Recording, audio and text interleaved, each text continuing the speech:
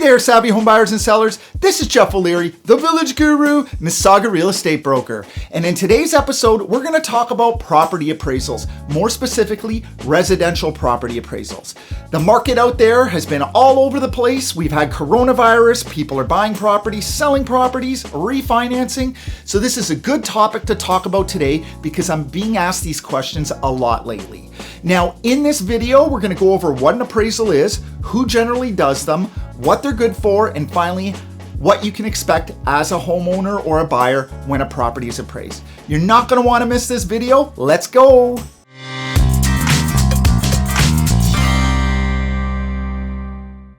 Property appraisals. It seems like everybody's an expert nowadays when talking about how much homes are worth. But today I want to talk about property appraisals and how it can help you if you need to get one in the near future. So first off, let's talk about what an appraisal is. Simply put, an appraisal is an educated estimation of what a home is worth if it was to go to market and sell. Now let's get to market value.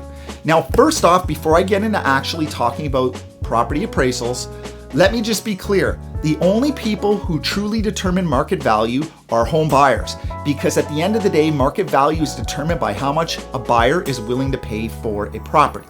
So when we talk about appraisals, we're using our best guess based off of data and education and everything else to estimate the range that the house is going to sell. But make no doubt about it, if a buyer will not pay that price, regardless of what the appraiser said, then that's no longer market value. All right, so who does a property appraisal? Normally there's two different types of people that will appraise a residential property. The first is a realtor. So you're gonna see realtors do appraisals for people thinking of selling, thinking of buying a house. Sometimes they'll even do them at the request. Maybe there's an estate sale and the lawyer needs a couple of different opinions. And for the most part, they're generally good. Your realtor's gonna go in, they're gonna look at the comparable sales, they'll take a look at the home, and they may even create a report for you, giving you a range of what a house might sell for in the market given the proper time to sell it. Now, the second type of person who will appraise your house is a certified appraiser. Now, they tend to be a third party, so they're not attached to the sale.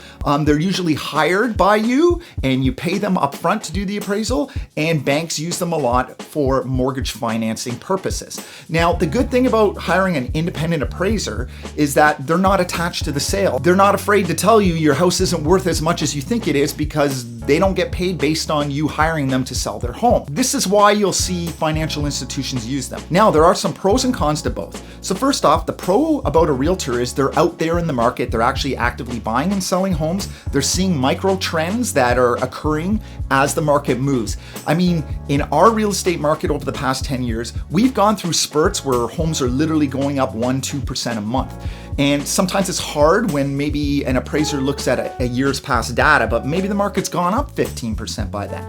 So that's a pro of having a realtor do it. Now, the con, as I alluded to earlier, is that realtors, a lot of times, their business is based on buying and selling homes. And sometimes somebody needs a non-biased opinion.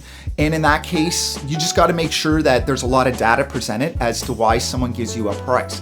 If a realtor simply says, yeah, your house is worth $1 million and they don't have anything to back it up, then that's truly not an appraisal. It's just an opinion of market value. Now, the next type of person who appraises a property is a certified appraiser. Sometimes they're realtors, but when they're working in this capacity, they're being hired to do an appraisal, they're paid for the job that they do, and therefore they don't owe anything to anybody. And this is why banks and financial institutions tend to use certified appraisers to appraise properties for mortgage purposes.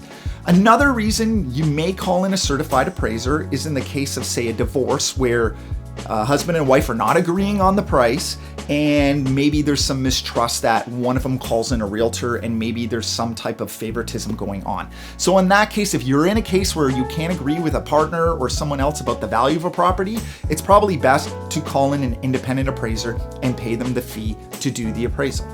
So now we're going to talk about how appraisals are done. And the most common way is to use the comparison method when we're talking about a typical residential real estate sale.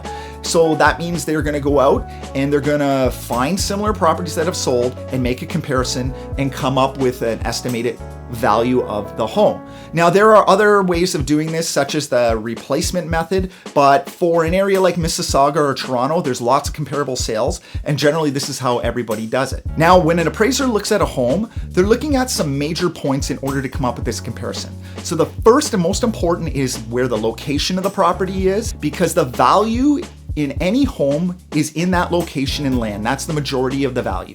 Next, they're gonna look at the actual property itself, the structure, how big it is, how many other structures, say there's a shed, a detached garage. Next, they're gonna look at the size of the property, because you can't really compare two houses that are nowhere near the same size, because size is definitely one of the most important factors in evaluating a property. After that, the appraiser will look at the exterior and interior finishes of the property and the systems and the quality of them. So we're talking about, is it siding or is it brick? How good is the furnace, the air conditioner, the roof, things like that, big ticket items in the home. After that, the appraiser is going to look at the quality of the upgrades and finishes inside the home. So they're going to compare whether someone has carpet versus hardwood, granite countertops, open concept living. Buyers do put a lot of value on this, and they will pay more for a home that's turnkey and looks really good. And finally, appraisers will also look at any deficiencies or work required in the home to bring it up to a certain standard. So just because two homes are the same size and they may look the same, if one of the homes has a lot of problems, like the finishes are not done properly, maybe there was some cracking in the foundation, buyers aren't going to pay you the same price as they will for something that looks nicer, and an appraiser knows that too. So they keep all those points in mind in order to come up with a value compared to similar homes that have sold in your area. All right, so now that we've talked about appraisals, what does this mean to you as a homeowner or a home buyer? And simply put, an appraisal is an estimation of value, whether you want to offer on a home, whether you want to sell your home so you have an idea of what you're going to get, and they're very important in the real estate market. Now, the most important thing to remember, let's say you're a homeowner, is what's the reason you need the appraisal for. If it's simply to sell a home, then chances are you're going to have a realtor do that appraisal.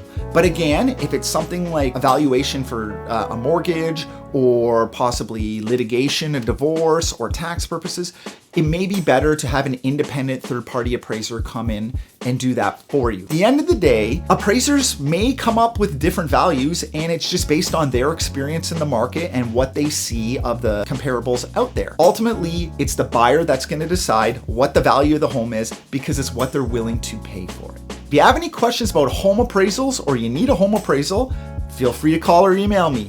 This is Jeff O'Leary, the Village Guru, keeping real estate real, and I'm out.